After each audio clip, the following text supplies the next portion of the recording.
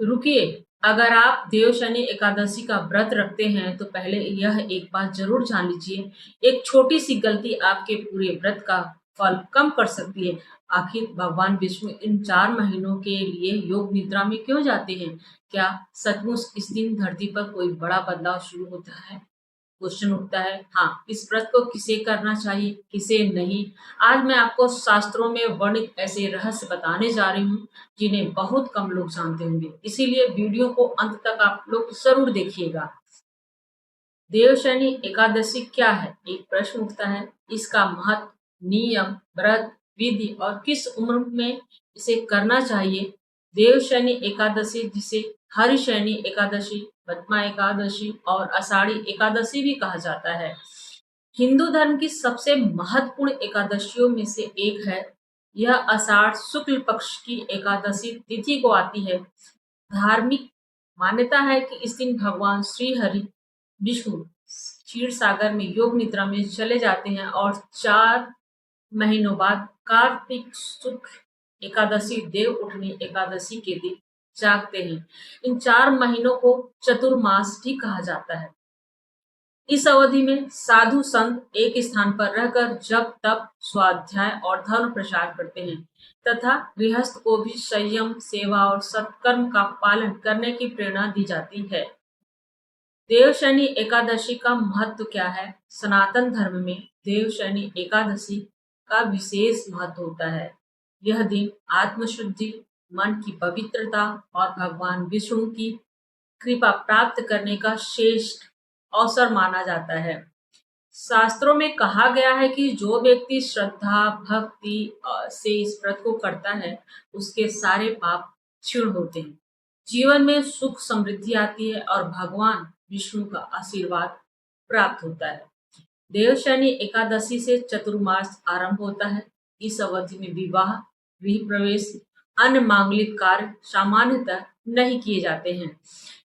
इसके स्थान पर पूजा, दान, सत्संग, जप, भजन और धार्मिक अध्ययन को अधिक महत्व दिया जाता है। देवशनि एकादशी का व्रत कैसे करते हैं, आइए जानते हैं इसके बारे में। व्रत करने वाला व्यक्ति प्रातः ब्रह्म मुहूर्त में उठकर स्नान करता है और स्वच्छ वस्त्र धारण करता है। घर के मंदिर में भगवान विष्णु, माता लक्ष्मी और तुलसी जी की पूजा की जाती है। भगवान को पीले पुष्प, तुलसी दल, धूप, दीप, फल और नैवेद्य अर्पित किए जाते हैं। इसके बाद व्रत का संकल्प लिया जाता है और दिन भर भगवान विष्णु के नाम का जाप, विष्णु सहस्रनाम, गीता पाठ या ओम नमो भगवते वासुदेवाय मंत्र का जाप किया जाता है। शाम को पुनः दीप जलाकर आरती की जाती है। कई श्रद्धालु रात्रि जागरण भी करते हैं। अगले दिन द्वादशी तिथि में भगवान की पूजा करके व्रत का पारण किया जाता है। पारण उचित समय में करना शास्त्र सम्मत माना गया है। इसका व्रत, देवशनि व्रत तो सभी लोग रहते हैं, लेकिन बहुत से लोगों को कंफ्यूजन रहता है कि इसमें खाएं तो क्या खाएं। आज उसी के बारे में हम चर्चा करेंगे कि इसमें क्या खाना। जो लोग निर्जल व्रत रखने में सक्षम हो, वे श्रद्धा के अनुसार रख सकते हैं। अन्य लोग फलाहार कर सकते हैं। फल, दूध, दही, मखाना, सिंघाड़े का आटा, साबूदाना, कट्टू या राजगिरी आदि का सेवन किया जा सकता है। व्रत के दिन चावल, गेहूं से बने सामान्य भोजन, दालें, मांस, मदिरा, तामसिक भोजन, लहसुन, प्याज का सेवन कतई नहीं करना चाहिए। देवशनि एकादशी के नियम: सत्य बोले और क्रोध से बचे, ब्रह्मचर्य एवं इंद्रिय संयम का पालन करें, किसी का अपमान या निंदा न करें, भगवान विष्णु और तुलसी जी की पूजा अवश्य करें, गरीबों और जरूरतमंदों को दान दें, सात्विक विचार रखें और भजन कीर्तन करें। यथाशक्ति जप, ध्यान और धर्म ग्रंथों का अध्ययन भी इस दिन जरूर करना चाहिए। देवशनि एकादशी को लोग कहते क्या है, विष्णु भगवान से कैसे प्रार्थना करते हैं, तो इसके बारे में। देवशनि एकादशी में प्रार्थना कैसे की जाती है, मैं शास्त्रों के हिसाब से बताऊंगी आप सभी लोगों को। आप लोग ध्यान से सुनिएगा। भगवान विष्णु से प्रार्थना करते हुए कहना चाहिए, हे श्री हरि, जिस समय आप योग निद्रा में विराजमान होते हैं, वैसे ही हमारे जीवन में दुख, भय और पाप दूर करें। हमें धर्म, सत्य, सेवा और भक्ति के मार्ग पर चलने की शक्ति प्रदान करें। इसके साथ ओम नमः भगवते वासुदेवाय मंत्र का जाप अत्यंत शुभ माना जाता है। इसको ज्यादा नहीं तो 108 बार तो जरूर करना चाहिए। इस व्रत में इसका प्रभाव अच्छा मिलता है। यह व्रत स्त्री, पुरुष, युवक, युवती और वृद्ध सभी श्रद्धालु अपनी क्षमता के अनुसार कर सकते हैं। जिनका स्वास्थ्य संबंधी विशेष स्थिति हो, वे चिकित्सीय सलाह के अनुसार फलाहार या सरल व्रत कर सकते हैं। जिनका स्वास्थ्य संबंधी विशेष स्थिति हो, वे चिकित्सीय सलाह के अनुसार फलाहार या सरल व्रत कर सकते हैं। भगवान भक्ति में भाव को सबसे अधिक महत्व दिया जाता है। किस उम्र से व्रत शुरू करना चाहिए, ये प्रश्न एक खास उठता है हमेशा।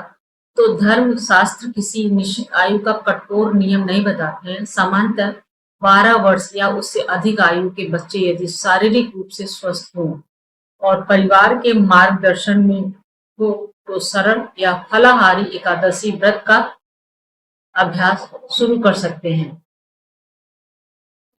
छोटे बच्चों पर कठोर उपवास का दबाव कभी भी नहीं डालना चाहिए, क्योंकि वो नाबालिग होते हैं और वो बहुत कोमल होते हैं। वे केवल पूजा, भजन, जप, मंत्र और सात्विक भोजन के माध्यम से भी इस दिन का पालन कर सकते हैं। वृद्ध, गर्भवती महिलाएं या बीमार व्यक्ति अपनी क्षमता के अनुसार व्रत करें। चतुर्मास में क्या करना चाहिए, एक प्रश्न यहाँ ये भी बनता है। तो देवशयनी एकादशी से प्रारंभ होने वाले 4 महीने में भगवान का स्मरण, जप, ध्यान, दान, गौ सेवा, तुलसी सेवा, सत्संग, गीता और श्रीमद् भागवत का अध्ययन करना अत्यंत पूर्णकारी माना गया है। इस समय संयमित जीवन, सात्विक भोजन और सेवा भाव अपनाने की विशेष प्रेरणा दी जाती है। सेवा भाव अपनाने की विशेष प्रेरणा दी जाती है। निष्कर्ष के रूप में हम कह सकते हैं देवशयनी एकादशी के उपवास का पर्व नहीं, बल्कि आत्म संयम, भक्ति, आध्यात्मिक उन्नति का आरंभ। यहाँ हमें सिखाती है कि जीवन में धर्म, संयम, सेवा, दया और भगवान के प्रति समर्पण कितना महत्वपूर्ण है। यदि श्रद्धा, नियम और शुद्ध मन से यह व्रत किया जाए तो व्यक्ति को मानसिक शांति, आध्यात्मिक बल और ईश्वर की कृपा प्राप्त होती है। सनातन परंपरा में यह एकादशी चतुर्मास के शुभ आरंभ का पावन पर्व मानी जाती है और प्रत्येक श्रद्धालु को अपनी क्षमता के अनुसार इसका पालन करना चाहिए। अगर हमारा वीडियो आपको जरा भी अच्छा लगे, इससे आपको अगर कुछ जानने में सहयोग मिला हो, तो प्लीज वीडियो को लाइक, शेयर और कमेंट जरूर किया कीजिए। वीडियो को पूरा जरूर देखा कीजिए। मैं रागनी सिंह वीडियो से आप सभी लोगों से निवेदन करती हूँ कि थोड़ा सा सहयोग आप लोग जरूर किया कीजिए। तो ओम नमः भगवते वासुदेवाय।